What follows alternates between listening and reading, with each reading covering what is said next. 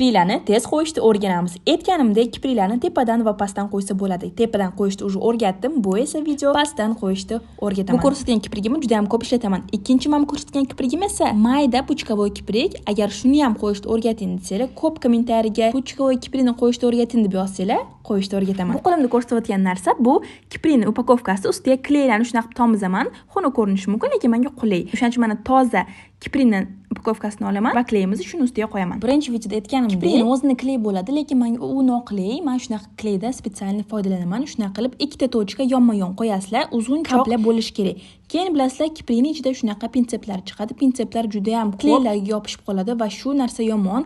Kiprigingiz shu pinsepga yopishib qolib to'yg'izadi. Shunaqa bo'lmasligi uchun shunaqa pudrangizni olasiz va pinsep uchun yaxshilab shunaqa pudraga botirib olasiz. O'shanda kipriklaringiz yopishmaydi. Bu layfhakka обязательно like qo'ying, chunki boosterda o'zim bilganimdan keyin ancha yopishtirish oson bo'ladi. Kiprikga odatda shunaqa qaraymiz, lekin uni shunaqa qilib aylantirib olganingizda juda ham qulay bo'ladi. Shunaqa qilib hammasini kerakli kipriklarni olib olasizlar. Men 8 ta umumiy olaman. Mana shunaqa tarzda hammasini joylab olaman qizlar.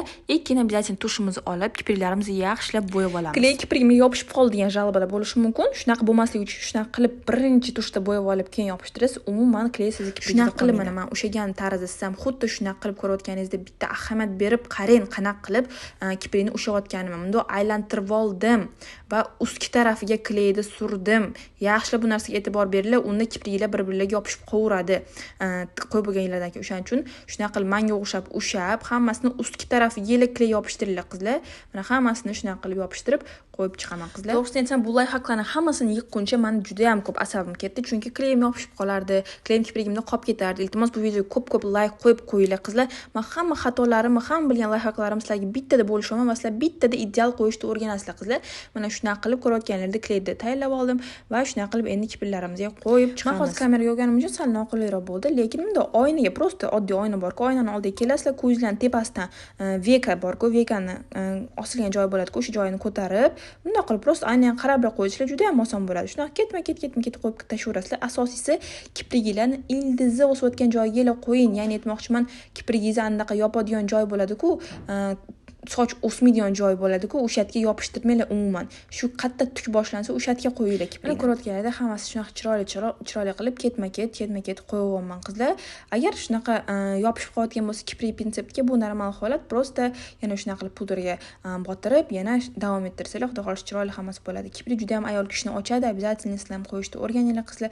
Bu men kiprik sotmayman, hech narsa sotmayman. Ya'ni bu o'rgatayotgan narsalarga prosta bu juda ham ayol kishini chiroyli, go'zal qilib ko'rsatgani uchun sizlarga o'rgataman qizlar. Ba'zi bir qattim gapirgan bo'lishi mumkin. Men bor uzr, bunaqa o'z odatda gapiraman. Prosta sizlar e'tiborli bo'lib, bittada yaxshi qilinglar deb shunaqa jon kuydirib sizlarga gapiraman. Kley tezroq qochish uchun shunaqa qilib tepaga qarab, bunaqa qilsalar ham bo'ladi. Shunaqa veyer qilsalar ham bo'ladi.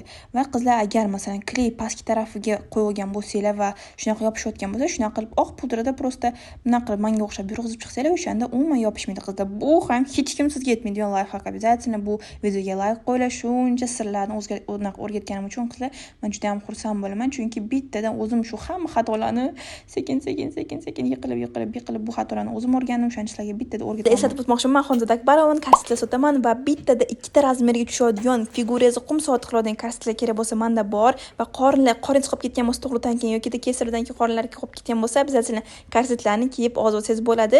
Menga Telegramga yozing, Telegram pastda qoldirdim.